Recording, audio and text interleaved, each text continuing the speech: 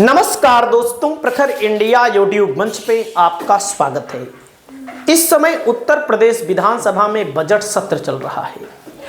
Budget सत्र के दौरान समाजवादी पार्टी, भारतीय जनता पार्टी या अन्य दलों के विधायक अपने क्षेत्र के विभिन्न मुद्दों को उठा रहे हैं। आज की इस वीडियो में आपको मैं दिखाने जा रहा हूं, समाजवादी पार्टी के विधायक हैं तीसरी बार के संग्राम सिंह यादव ने आउटसोर्सिंग का मुद्दा उठाया है। आउटसोर्सिंग से संबंधित तमाम परेशानियां हैं, तमाम दिक्कतें हैं और इस दिक्कत को यहां पर विधानसभा में उठा रहे हैं। आप पूरी वीडियो को देखिए, आपकी जो भी राय हो आप अपनी राय को कमेंट करके जरूर बताइए।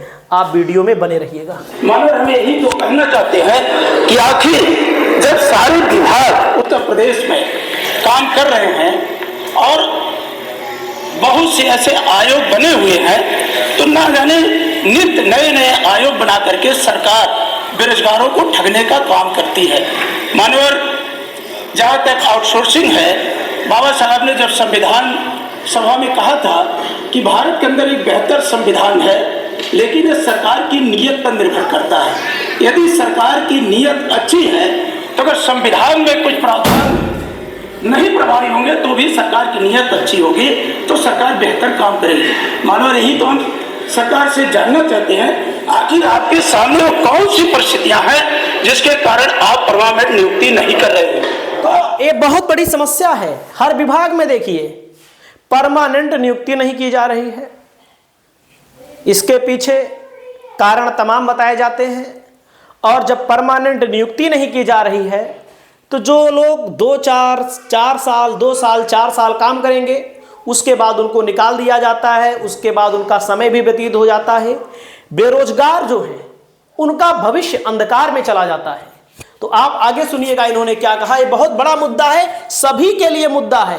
ये कोई सपा वालों के लिए, बसपा वालों के लिए ही नहीं है, भाजपा वालों के लिए भी ये बहुत बड़ा मुद्दा है आउटसोर्सिंग का माध्यम। देखिएगा, शिक्षा आयोग, माध्यमिक शिक्षा, उच्च शिक्षा आयोग, लोक सेवा आयोग, अधीनस्थ सेवा आयोग। तो हमने कहा था कि आउटसोर्सिंग, हमें खुशी है कि हमारी बातों को सरकार ने कुछ बातों को संज्ञान में लिया। कल माननीय मुख्यमंत्री जी ने बजट के बाद जो प्रेस कॉन्फ्रेंस किया था तो उन्होंने कहा था कि नहीं, हम आउटसोर्सिंग के लोगों को 16,000 से लेकर 20,000 तक वेतन देने का, और उन्होंने कहा एक कारपोरेशन भी बनाए। तो मानो आप कारपोरेशन क्यों बना रहे? यही तो हमारी शिकायत है। इस समय उत्तर प्रदेश में 9 लाख से ज्यादा आउटसोर्सिंग कर्मचारी, ये नगर विकास मंत्री जी, ऊर्जा मंत्री जी बैठे हैं, इतने योग्य विद्वान आदमी के रहते मानवर सबसे ज्यादा 96,486 तो आपके ऊर्जा विभाग में आउटसोर्सिंग है। नगर विकास में मानवर 1,70,145 ये आपके नगर विकास में है। तो क्या आप इसमें हमारे पिछड़े और दलितों को आरक्षण देने की आपकी व्यवस्था है? आपने जब प्रश्न आपसे खड़ा करते हैं, आप एक नई व्यवस्था लेकर के आते हैं। हमने पूछा था अब इनको कर्मचारी नहीं मार रहे हैं, तो आज मुख्यमंत्री जी ने कल स्वीकार किया कि अब हम मुख्यमंत्री जन आरोग्य के माध्यम से 5 लाख तक हम इनको इलाज फ्री करेंगे। मानवर जब आप कर रहे हैं तो आप इनको कर्मचारी का दर्जा देने में आपको क्या दिक्कत है? फिर आप एजेंसियों को कमीशन दे रहे हैं। फिर उन्होंने कहा नहीं, हम कारपोरेशन में इन एजेंसियां नामित होंगी, इनकी निंदा अब सरकार उनको कमीशन देगी। आगे सरकार की क्या मजबूरी है कि प्राइवेट एजेंसियों को, सेवा प्रदाता एजेंसियों को कमीशन दे रही है? और एक समान काम के लिए समान वेतनमान हम जब जाते हैं आपके मेडिकल कॉलेज में, चाहे लोहिया संस्थान में जाएं या आजमगढ़ के अंदर सदर अस्पताल में जाएं, अभी कुछ दिन पहले मानवर में गया था, हमारी नर्स बहनें खड़ी हो जाती हैं कि विधायक जी हम आउटसोर्सिंग जो है हमें 14,000 मिलता है, और जो हमारी पुरानी नर्सें जिन सरकारों को आप पोसते हैं वो पाती है 60,000, 65,000, 70,000। आप इतना बड़ा भेदभाव लाते हैं। और हमारे आरक्षण, क्या आप आउटसोर्सिंग आरक्षण देने पर विचार करेगी सरकार? और नहीं है, आउटसोर्सिंग में आरक्षण नहीं मानी संस्था मंत्री जी। आप एक नया सामंत पैदा किए हैं, वो हमारे बेरोजगार नौजवानों को ठगने का काम करता है, कमीशन मिलता है। और मैंने खुद जो आपकी आउटसोर्सिंग एजेंसी काम कर रही है, हर दूसरे तीसरे महीने उन्हें बाहर कर देती है, 3-3 महीने तक उनको वेतन नहीं देती है।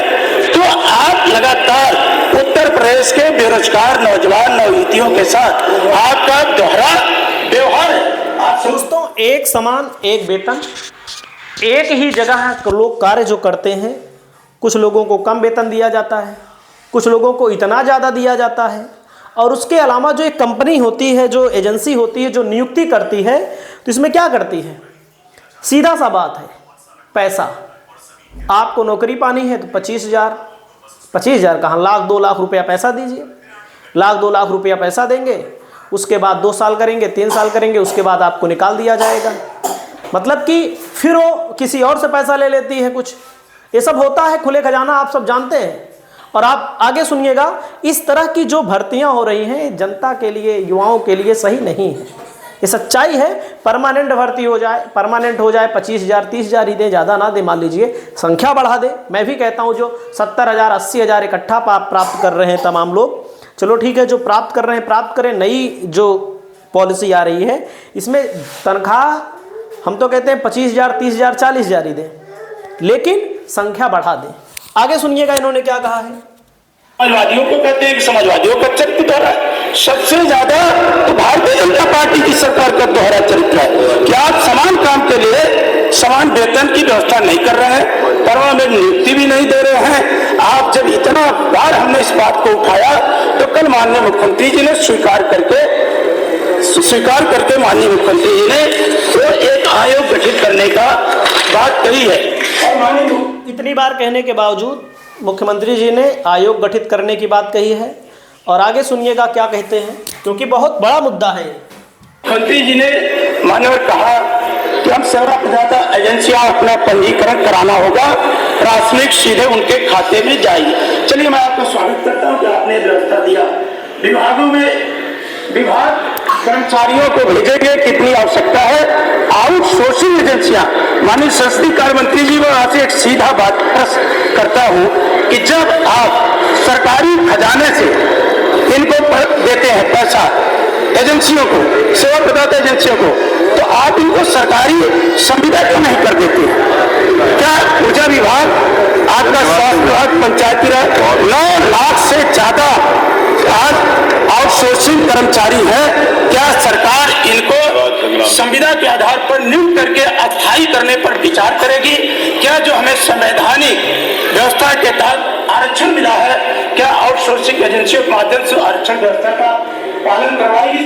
तो आउटसोर्सिंग में समस्या ये भी है कि लोगों को आरक्षण का भी लाभ नहीं मिलता। और अगर सरकार पैसा दे ही रही है तो अपने माध्यम से दे। सरकार पहले एजेंसी को देती है, एजेंसी अगले आदमी खाते में डालता है, जो कर्मचारी है उनके खाते में डालता है। तो यह व्यवस्था कतई सही नहीं है।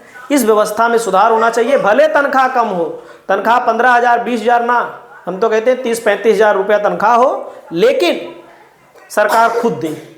क्योंकि जब इन लोगों के माध्यम से दिलवाया जाता है तो कुछ समय बाद कुछ लोगों को निकाल दिया जाता है और इसमें आरक्षण का पालन भी नहीं किया जाता। आपकी क्या राय है? आप अपनी राय को बताइएगा। नमस्कार।